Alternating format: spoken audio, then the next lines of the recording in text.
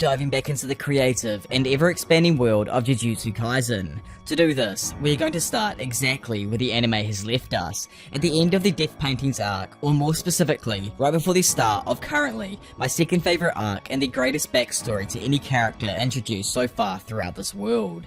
This here is the heartbreaking and tear-jerking, but yet still somehow beautiful Gojo past arc or hidden inventory arc of Jujutsu Kaisen.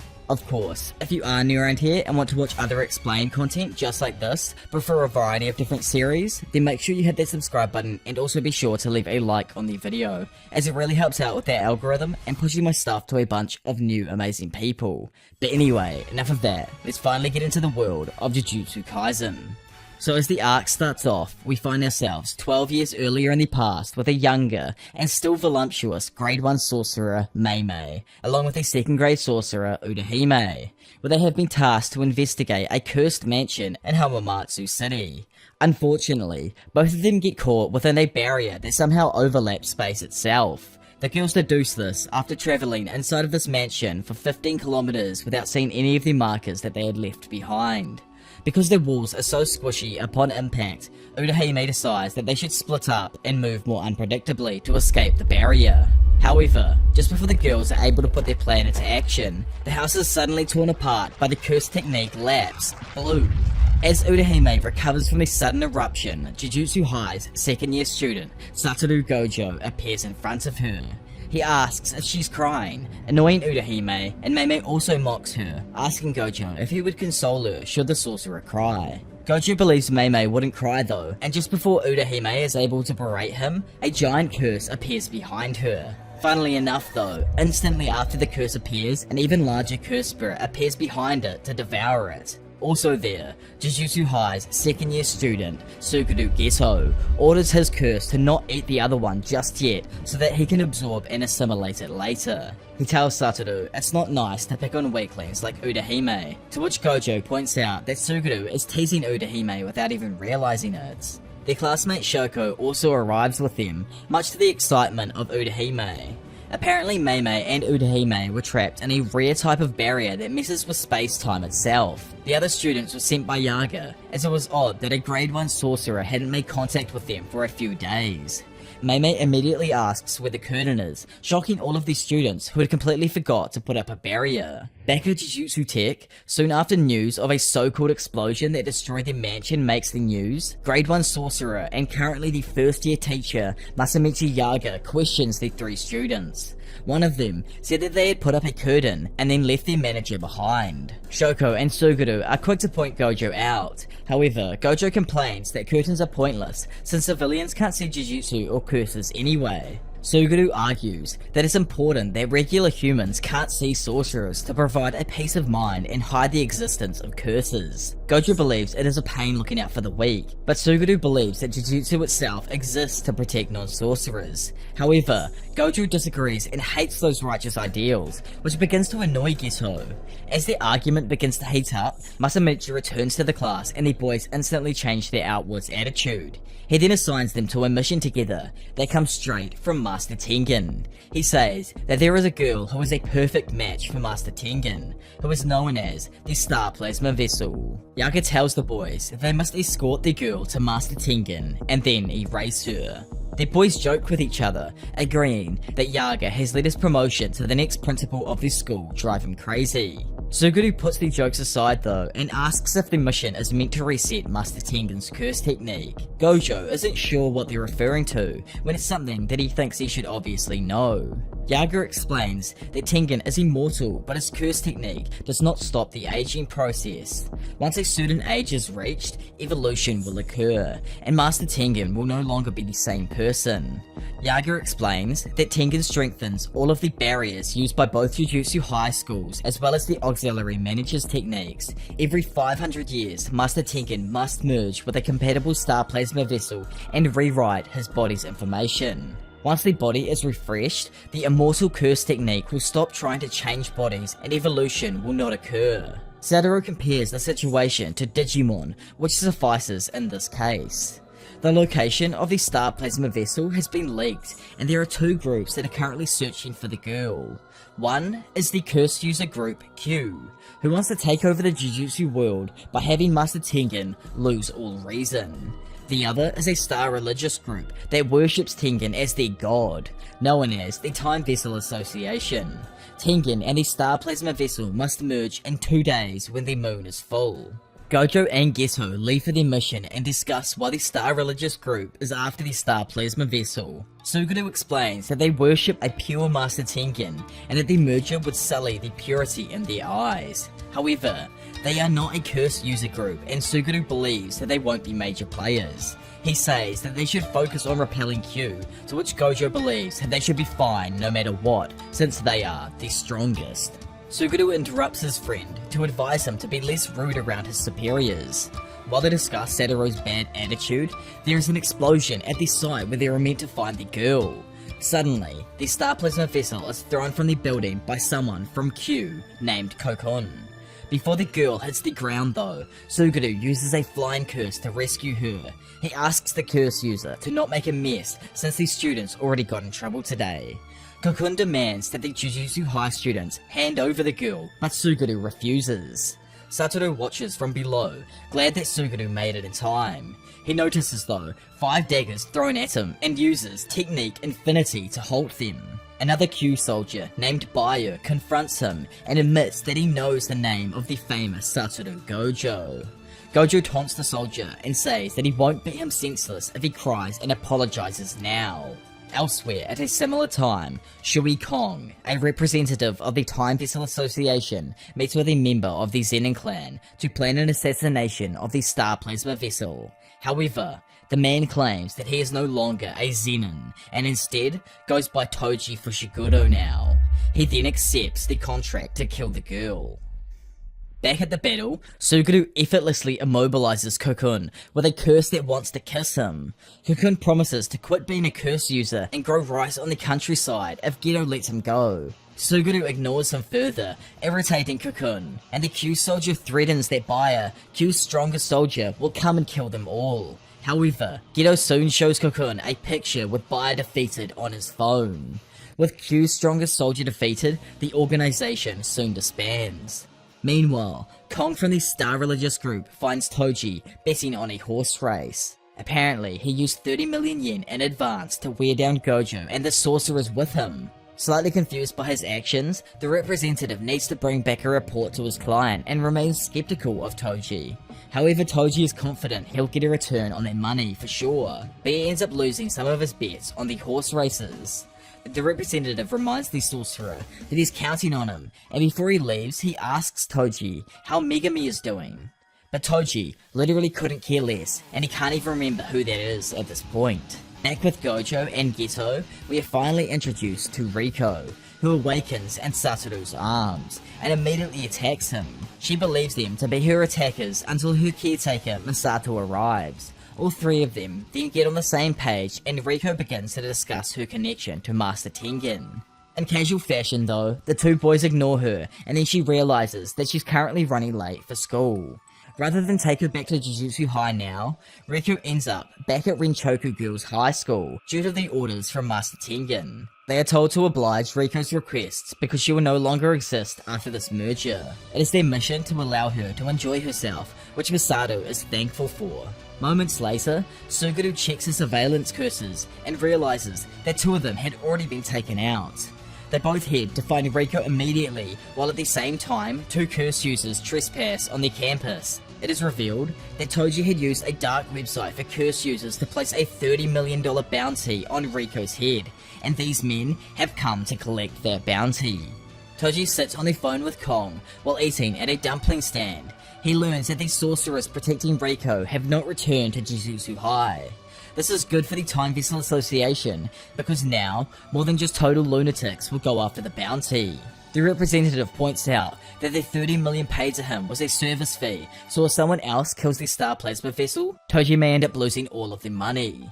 Fushiguro though isn't worried, as he knows Gojo will take care of anyone who comes after them. Satoru Gojo is the first in 100 years of the Gojo family to wield both the Six Eyes and the Limitless Curse technique. Toji's not even sure that he could take out the Star Plasma vessel with Gojo still present.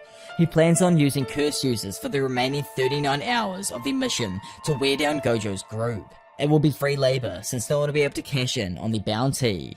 The representative realizes that this makes the limit of 2 days turn out in their favor. Additionally, it makes it easier for them to gather curse users. Toji says that they are moving faster than he expected and he'll move out soon as well. He tells the rep to have that 30 million ready, but the man wants to talk about his cut, which disinterests Toji. At Renchoku Girls Junior High, Satoru, Suguru, and Masato move to find Riko, who is at a musical class, which is either taking place in the music room or at the chapel. Suguru plans on heading straight for the intruders, while Satoru and Masato split up to find Riko. Gojo is irritated because he wanted to stay close to the girl. Masato apologizes as Riko didn't want to be seen with boys at an all-girls school.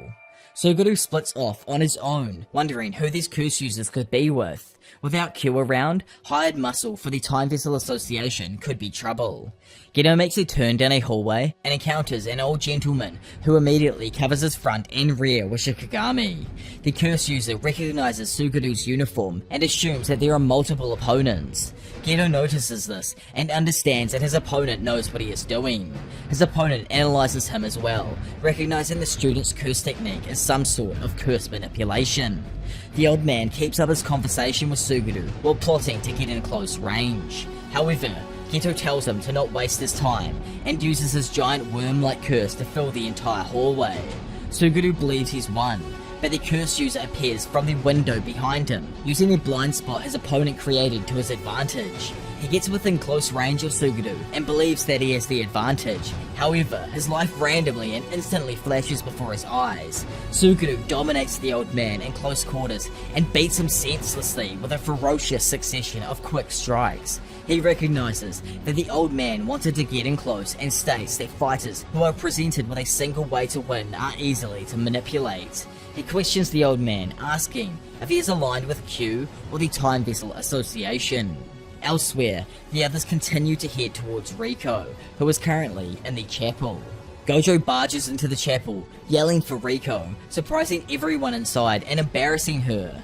The young girls inside are enthralled by how cute Gojo is, so they start asking Riko questions. Satoru even takes off his sunglasses for them, annoying Riko with his confidence. The teacher makes the girls settle down and momentarily scolds Gojo before giving away her number. While the girls continue to argue, Satoru grabs Riko and escapes the chapel with her. She's annoyed he didn't follow her request, but he explains to her that curse users have attacked the school. Gojo wants to head straight for Jujutsu High, but as he runs across one of the rooftops with the girl, he is spotted by a curse user. The curse user, though, doesn't recognize the guy that is with her, but recognizes the girl. Masato confronts the curse user from behind and asks if he is with the Time Vessel Association, or Q. They engage in a short scuffle, but it ends shortly after Masato beats up the man by striking him below the belt. Geto arrives shortly after, completely surprised by her strength. Based on the conversation, the paper bag curse user is able to confirm that the girl he saw is the bounty. Suddenly, he melts into a puddle of mud, making Masato question if he really was a Shikigami. Suguru calls Satoru and informs him that there is a 30 million yen bounty on Riko's head, with a time limit on a dark website for curse users. Satoru understands and hangs up the phone immediately, as he and Riko are surrounded by 4 of the same curse users. Riko also thinks that the curse users' clones are Shikigami, while Gojo says that their opponent should be a Jujutsu sorcerer. The curse user refuses and forms a 5th clone, claiming being a professional sorcerer is more dangerous than it's worth. While the new doppelganger is forming, Gojo attacks quickly and uses his curse technique, Lapse Blue, to quickly take out 2 people in an instant.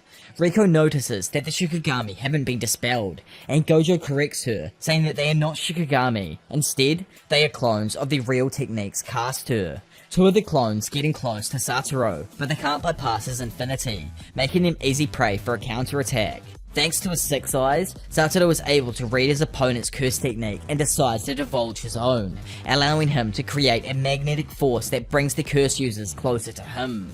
Satoru attempts to unleash the curse technique reversal of the Limitless, but it doesn't work. Instead, he's forced to knock out his opponent with a punch, confusing Riko. Suddenly, she gets a text with a picture of Misato captured by the enemy. Suguru apologizes to Riko and Gojo for leaving Misato behind without considering her importance to the enemy. Satoru believes that the enemy will try to pull off a trade. He knows that they have the upper hand and plans on coordinating with their opponents to rescue Misato.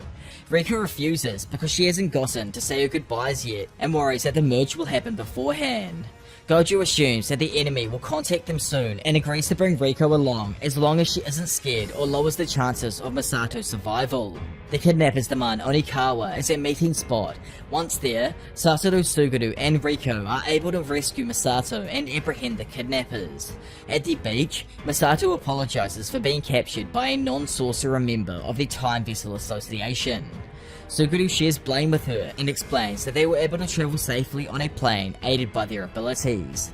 They wonder why Onikawa was chosen as their meeting spot, and Misato suggests that maybe it's so that they could attack the airport. However, it is explained that Jujutsu High took precautions by sending in the other first years first, Yu Hayabata and Kento Nanami, to guard the premises. While both of them are committed to do their duty at the airport, Satoru messes around with Riko and the others at the beach. He decides to leave Onikawa tomorrow instead to avoid interactions with more curse users. However, Suguru is worried that Satoru's curse technique is taxing his body, but Gojo assures Suguru that his presence makes everything okay. Hayabata and Nanami are thrilled to learn that they also have to stay one more day. On the final day of the escort, Riko successfully reaches the foothills of Tokyo Jujutsu High 4 hours after her bounty is lifted. They pass through a number of torii gates, putting them inside Jujutsu High's barriers. With the mission almost complete, Gojo deactivates his technique. However, as soon as he does, he's also stabbed from behind by Toji Fushiguro. Satoru asks if he knows this man from somewhere, but Toji tells him not to worry about remembering some guy's name. Gojo slightly recognizes Toji because earlier on in life, while still with the Zenin family, Toji once went to see the young Gojo boy. He was a big deal and was the first and last person to notice Toji's presence while standing behind them. Back in reality, Toji had waited until Gojo was worn down to strike, stabbing him from behind in a complete surprise. Satoru forces himself up into the air, and Suguru summons his giant man-eating hookworm curse to devour the sorcerer killer. Suguru rushes to his friend's side, but Gojo assures him that his wound isn't too severe. He reinforced it with curse energy to reduce any further damage. Gojo asks Gedo to take Riko to Tengen's place while he takes care of the assassin. He, Riko, and Misato then leave the area as Toji slashes his way out of the giant curse and exercises it. Toji looks around for the Star Plasma vessel and claims he's getting rusty for not killing Gojo in one blow. Satoru taunts Toji, stating that the bounty has been lifted, but Toji reveals that he is the one who had made the bounty in the first place. He finds it funny how they went to Onikawa, and adds that he had to create an opening with the illusion of goals using the time limit. No sorcerers from Gojo's side were killed, but Toji still managed to get him to deactivate his curse technique. In retaliation, Satoru unleashes his curse technique, Lapse Blue, on Toji, sending him flying using the magnetic field of attraction. However, Toji is fast enough to evade this technique. This makes Satoru realize that Toji has absolutely zero curse energy, meaning he's using nothing but an innate physical prowess to fight. Satoru can't read his moves, but he is able to knock Toji away once he advances. He recognizes that his opponent knows about the Limitless technique and likely has a plan. Toji disappears into the nearby buildings, and Satoru can't sense him without cursed energy. He decides to clear the area of all possible blind spots using curse technique Lapse Maximum Cursed Energy Output Blue. The student believes his enemy may be hiding in the forest and is surprised when a random swarm of flyheads appear. He believes that they have been kept in the same cursed spirit that had been storing Fushiguro's weapons, and Toji's plan might be connected to the cursed tool he took out as well. With his view still blocked by this mock grenade, Gojo plans on using blue again until he realizes that Toji might have left and gone straight after Riko. Suddenly Toji appears behind him. Satoru notices in time, but his 6 eyes recognizes the foreign curse energy flowing out of Toji's curse tool. This puts Satoru on the defensive, almost instantly sealing his fate. Toji stabs Satoru through the neck with his special great curse tool, an inverted spear of heaven. This item's effect is to force the stoppage of all curse techniques, leaving Gojo completely defenseless. Toji nullifies Satoru's technique and cuts him down with a flurry of slashes in a flash, leaving the young Gojo in a bloody heap, appearing to be dead. Elsewhere in the catacombs, at the bottom of Tokyo Jujutsu High, Masato says her final goodbyes to Riko. They cry and remind each other that they will always love one another. Then, Suguru stands by to complete the escort and shows Riko to the main hall of the Tomb of the Star. Suguru then gives Riko directions to Master Tengen, who is protected by a barrier that only allows those invited inside. However, before she heads off, Geto gives her the option that she can either merge with the Tengen there, or turn back and return home with them. Before the mission began, both Satoru and Suguru had both agreed that they will call the mission off if the Star Plasma vessel didn't agree with the merger. Riko had been alone for most of her life, and was different from other people. Her parents had died when she was young, so she believed that she would be okay leaving everyone behind. However, after spending time with everyone on the escort, Riko cries and admits that she wants to stay. Suguru offers to take Riko's hand and take her home, to which she agrees, but sadly, she is shot in the head, dropping to the floor and mortifying Suguru. As Riko's corpse lays on the ground before Geto, Toji reveals himself and states that it is time to wrap things up. Suguru asks Toji why, and Toji informs him that he killed Satoru Gojo. Suguru believes him, and in a fit of anger, brings out 2 of his strongest curse spirits to fight. As the battle begins, Toji begins explaining that the majority of the barriers protecting Tokyo Jujutsu High are simply hiding it. So long as someone knows their location in advance, they could easily locate the Tomb of the Star and the cursed warehouse. Suguru attempts to attack Toji with his rainbow dragon, and the assassin fires more rounds at Suguru while he continues talking. Toji manages to avoid Suguru's curse and continues explaining how he managed to infiltrate the school. He swallowed the curse spirit he uses to store his curse tools, allowing him to stay invisible. Suguru interrupts Toji, demanding he stop talking, as he knows that revealing certain information can improve his heavenly restriction. What he doesn't know is how he tracked them into the entrance into the tombs.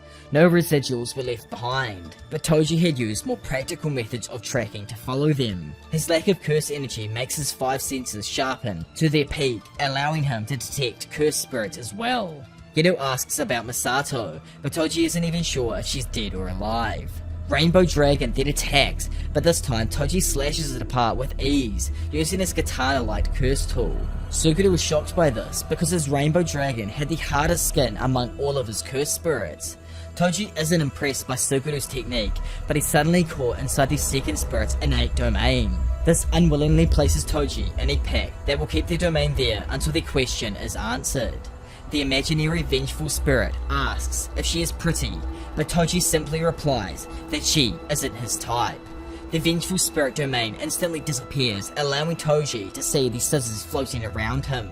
They are close to his body, ready to cut him apart, but Toji effortlessly deflects all of the blades with the inverted spear of heaven.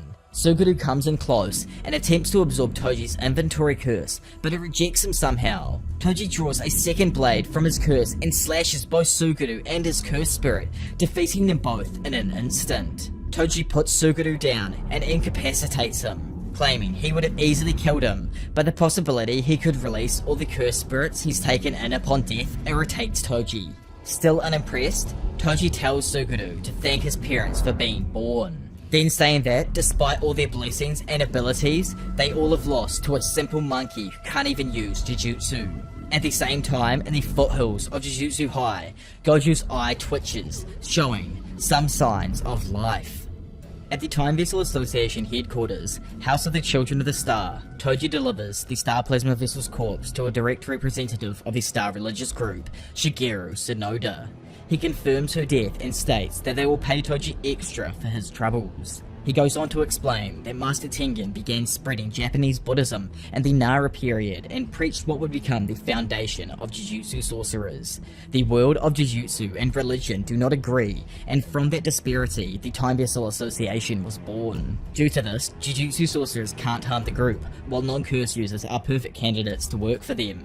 The Time Vessel Association couldn't afford to allow an impure merger to take place, and they are ready to fall alongside the star if needed to be. Toji thinks Shigeru is crazy and asks the man why he didn't kill the maid. Instead of using Misato's death, he created a false sense of security from the rescue, and in turn, this helped Toji. They used a private jet to transport the hostage to Onikawa, which Toji and the middleman both think is hilarious. As the two go to leave, Toji asks him to go out for food with him, but the man jokingly says that he only associates with Toji in business or in hell. As Toji exits the premises, he runs into a restored Satoru Gojo, and is very surprised to see someone he killed not too long ago. Gojo reveals that he had used a reverse curse technique to heal himself, and claims that Toji has lost for not cutting his head off.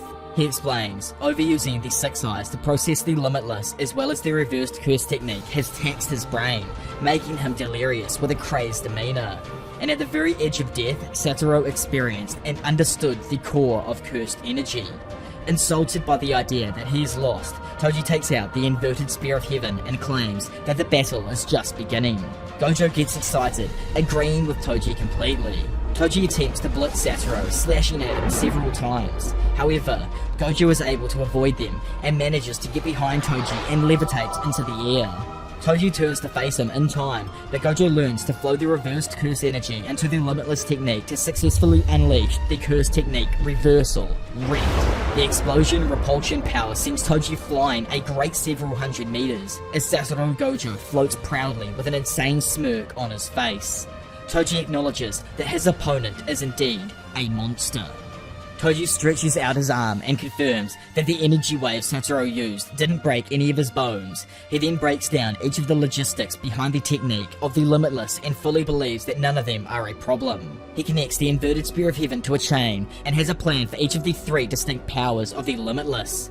Even so, an uneasiness lingers over Toji. Gojo levitates above him, upside down and wearing the same insane grin despite having lost their previous fight. Toji begins to hesitate, but quickly calms down and makes his move to kill the young sorcerer, swinging the chain wildly in every single direction. Gojo then apologizes to Riko because he's not vengeful for her. Throughout heaven and earth, Gojo believes he alone is the honored one. Toji creates a dust wave that forces Satoru to float above it, only for the inverted Spear of Heaven to appear in front of him. He thinks the attack will likely land, so Gojo focuses on countering. Inherited techniques have a manual on how to use them, but it's easy for other clans to learn how it works as well. He knows Toji must be a Zenin, but there is one technique only known to a few in the Gojo family. The Hollow technique combines the motion of blue and the reversal of red, colliding two infinites that create an imaginary mass that annihilates everything it touches. Satoru unleashes the Hollow technique, purple, and erases a large portion of Toji's left torso from existence, dealing him a fatal wound and ending their fight. Toji's uneasiness stemmed from him breaking his own rule. He knows he should have said, "I don't work for free," and made a run for it, but the greatest sorcerer alive stood before him. Toji wanted to discredit it and crush it, despite the Jujutsu world and the Zenin family. The self-affirmation caused Toji to deviate from his true self, and at that point, he had already lost. Unfortunately for him, Toji was unable to put aside his petty pride. Satoru asks Toji for any last words, and he initially claims he doesn't have any. However, he then thinks of the young Megami and tells Satoru how his young son will be sold to the Zenin family in 2 or 3 years, and to do as he pleases with that information. Suguru makes his way to the House of the Star and is surprised to find Toji's inventory curse injured on the ground. He goes inside to find Satoru holding Riko's covered corpse, surrounded by the worshippers applauding her death. Shocked by how much Satoru has changed, Suguru even questions if he's the same person. Gojo asks if Gedo feels like killing all of the non-sorcerers around them because in his current state of mind, he doesn't think he'd feel anything. Suguru replies that is pointless since the ones in charge had fled. Now that the sorcerers are still involved, the Time Vessel Association can't talk themselves out of the situation anymore. As a group with problems to begin with, the Star Religious group will disband with time. Gojo questions if there even needs to be a reason, but Suguru assures him that there does, especially for Jujutsu sorcerers. 1 year later, in August 2007, Gojo demonstrates to Suguru and Shoko his ability to automatically activate and utilize the Infinity.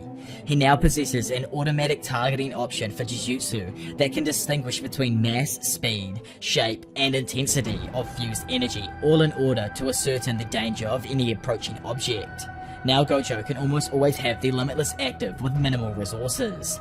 Normally doing so would fry his brain, but using a reverse curse technique at the same time keeps him fresh. As Satoru tells them about his other improvements, Gedo can't help but notice that Gojo alone became the strongest. Now that he can handle any mission on his own, Gedo will be going on no more assignments alone as well.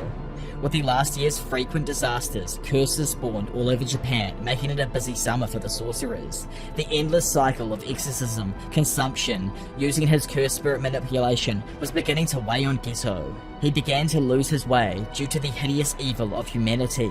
He wanted to follow through with his duty as a sorcerer, but he couldn't help but think of all of those followers of the star as monkeys.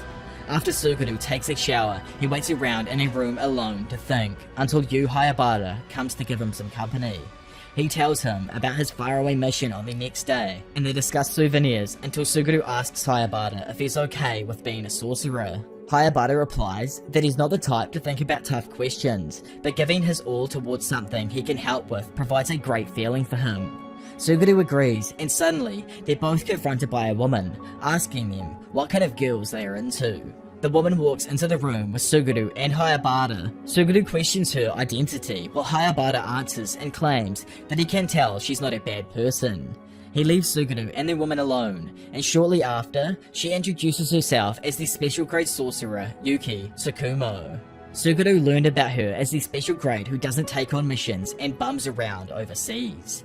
Yuki explains that Jujutsu ends up treating the symptoms of curses while she wants to get to the root cause of it all. Suguru is confused by what she means by the root of it all, so she explains that she desires a world where curses do not exist. She asks him, what are curses? And Suguru is able to explain that curses are born from negative energy that leaks from humans. And since this is the case, there are only two ways to create a world where curses don't exist. They must either eradicate cursed energy from all humans entirely or teach humans to control it. Toji Zenin was a model case for the former. He was the only person Yuki had found all over the entire world that possessed no cursed energy at all. His heavenly restriction granted him enhanced senses as well as the ability to resist curses. He truly was a superhuman, and Yuki tells Suguru that there's no shame in losing to someone as powerful as he was. Yuki wanted to research him a bit, but he refused her. Cases of heavenly restriction are so scarce, so Yuki decides to focus on the latter option for eradicating curses. Yuki informs Suguru that other than cases where sorcerers die and become curses, sorcerers cannot give rise to curses. Curse energy does not leak from sorcerers at nearly the same rate and flow as non-sorcerers. This is due to the difference in the amount of curse energy some sorcerers use and how it flows while being contained within their bodies. In a general sense, if every human became a sorcerer, it would be impossible for curses to exist. Shocked and still haunted by the followers of the star, Suguru asks Yuki why they shouldn't just kill every non-sorcerer. He snaps out of it right after that though, and Yuki gives him a serious reply. Weeding out non-sorcerers to force evolution might be the easiest route, but it's also the craziest. She asks Suguru if he hates non-sorcerers, and he's unable to give her an answer. Suguru used to believe that sorcerers existed to protect non-sorcerers, but now he doesn't even know if humanity is worth fighting for. Yuki confirms that Suguru must choose between looking down on non-sorcerers and resisting that feeling before getting on her bike and leaving. Before heading out on her motorcycle, Yuki says to him that she'd like the three special grades to get along and reveals that the Master Tengen had stabilized. Sometime later, Suguru and Nanami are in the morgue mourning over Hayabara's death. Kento believes it was supposed to be a simple mission to take out a grade 2 curse spirit. However, in a far-off area they travelled to, the curse was the subject of a guardian deity's religion. As the deity of that area, it became more powerful and should have been a grade 1. Suguru tells Gento to get some rest and assures him that Gojo will complete the mission. Nanami says that Gojo should take on every mission alone from now on. This makes Geto think about how being a sorcerer is like running a marathon. The finish line is too unclear, and there's nothing at the end of the road but a mountain of fellow sorcerers' dead corpses. Next month, in September, Suguru is sent on a mission to investigate a village where a cursed spirit had been kidnapping people and causing abnormal deaths. Suguru is able to exorcise the curse, but ends up finding 2 young girls who had been beaten and caged. Suguru tries to tell them that they are not the cause of this incident, but the non-sorcerers call them monsters like their parents who should have died at birth. Having heard enough, Suguru unleashes his cursed spirits on the people and accepts his true feelings. Geto murders 112 non-sorcerers and fled the village afterwards. The original target of his mission, the cursed spirit that had been plaguing the village, was thought to be the culprit after all the people were found dead. However, further investigation revealed the residuals from Suguru's curse manipulation technique. Masamichi Yaga was tasked with giving Satoru the horrible news surrounding Suguru. Neither of them can make sense of what happened with their misguided ally, making Gojo panic for the first time in his life. Meanwhile, in Shinjuku, Shoko is confronted by Suguru while he is smoking. They have a conversation about the allegations against him with a friendly tone, but Shoko is quick to contact Satoru. Shortly after, Gojo finds Geto walking through the crowd and demands an explanation. Just as he told Shoko, he wants to build a world without curses and non-sorcerers.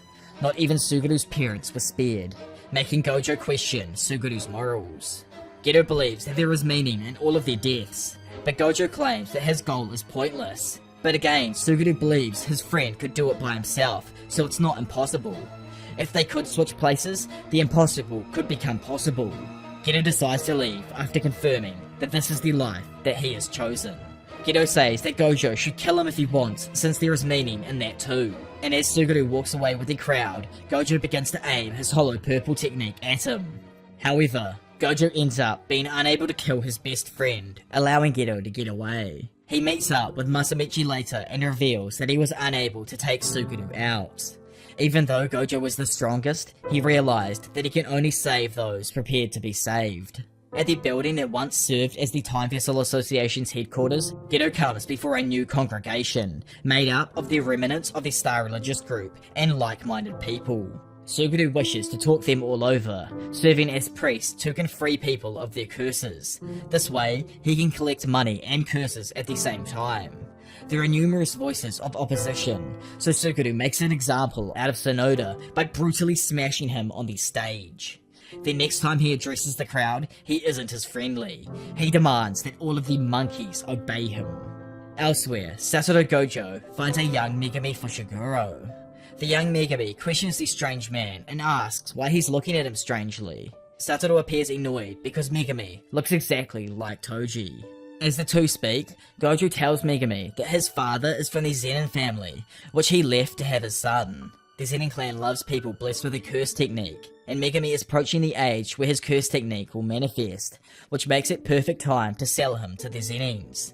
This was Toji's trump card against them, which is unfortunate for Megami. The first grader replies that he doesn't care about his father, and his mother Tsukumi hasn't returned in a while either. He believes that they use the divorce money to run off together and live happily without him. Satoru asks Megami if he wants to go to the Zenin family, but the boy is only worried about what will happen to his sister. Satoru taunts him about it to get a rise out of Megami, and when the youngster gives him a fair scowl for insisting, he insists that there is no way Tsukumi would be happy at the Zenin family, which leaves Satoru satisfied. He promises then to take care of things for Megami, and asks him instead to get strong. 11 years later, in the present, on October 19th, 2018, Gojo Sensei wakes up from his dream, and all of these past events in his life. He awakens to his 3 students, including Megami, looking at him. Gojo smirks at his longtime protege, proud of how he's grown since then, which confuses Megami.